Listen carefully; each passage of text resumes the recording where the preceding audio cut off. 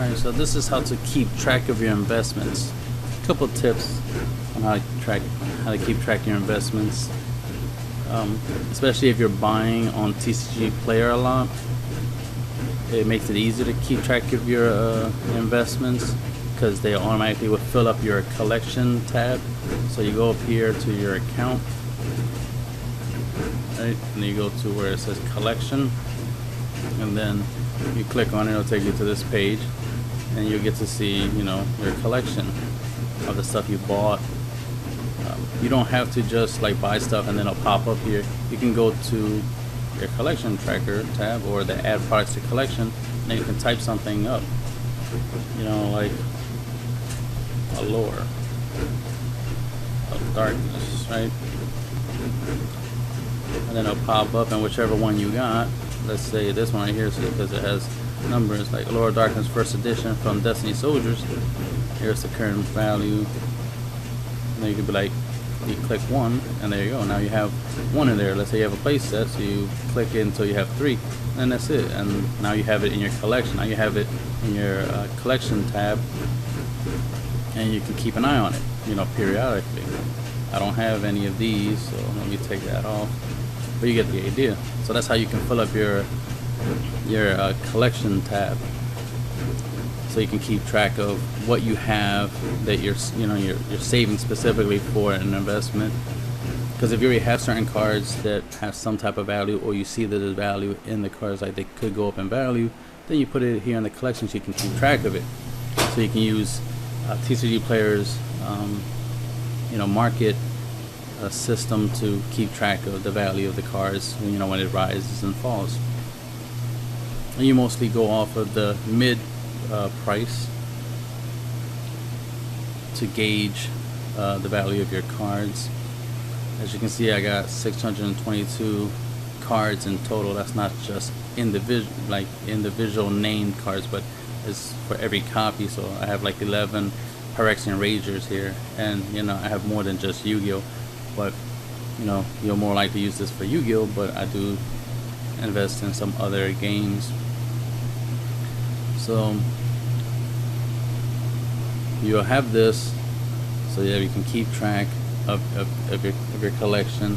I usually look at this number right here where it says average market value, and I try to keep track of that. Like right now it's $350.63. I just bought some full force virus, so that was added to this this value. It was less than 350, and I sometimes look at the minimum value, market value, as my initial investment basically. But to truly know how much you really invested, that's where you go to your order history, especially if you order stuff here. If you already had cards that you're saving for investment purposes, obviously you'll mark those off as 0. You invested $0 in those cards because you already had them, and then whatever market value they have when you sell them and whatnot, you know, that's your profit, obviously. When you do spend money on something, let's say you spend, like as you can see, I spent $11.22 on Full Force Virus, first edition, near mint, secret rare.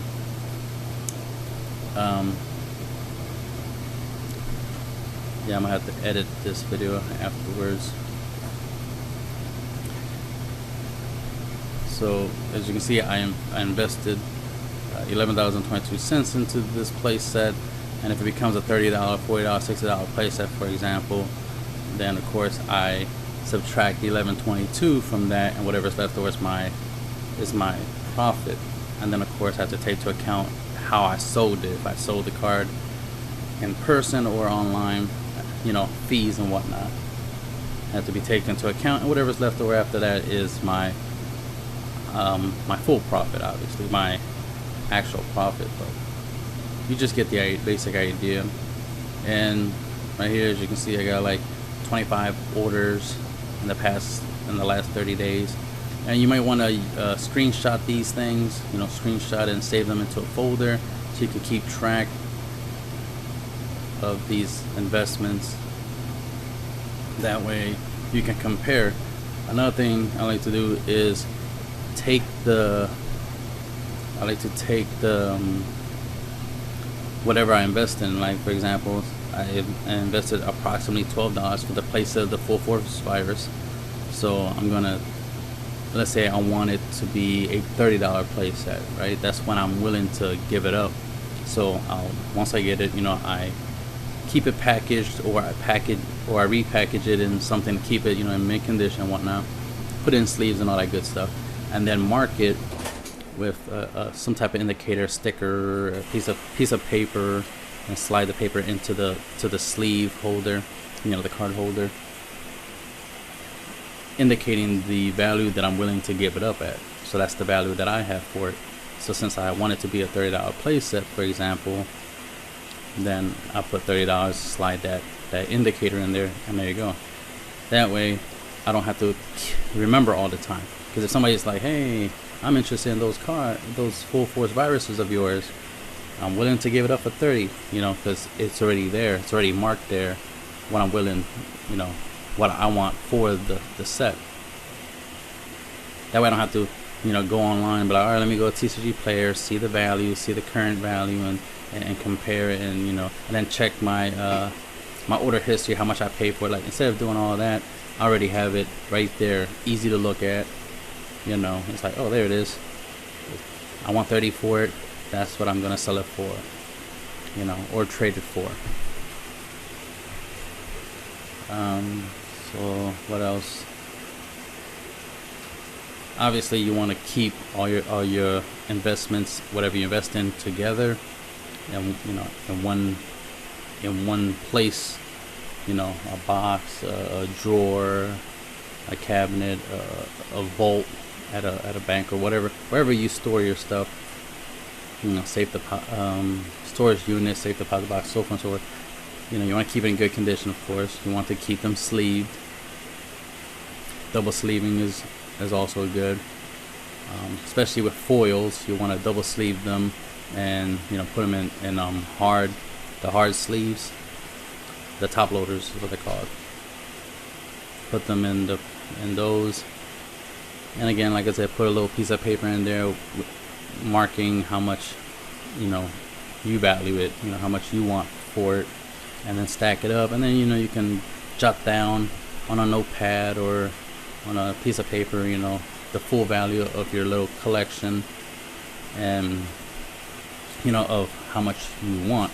Because if you're going to sell the whole collection all at once, your whole initial investment, you want that value. Let's say you spent $200 on your little investment collection, your little collection of investments, and you value it all at $1,000.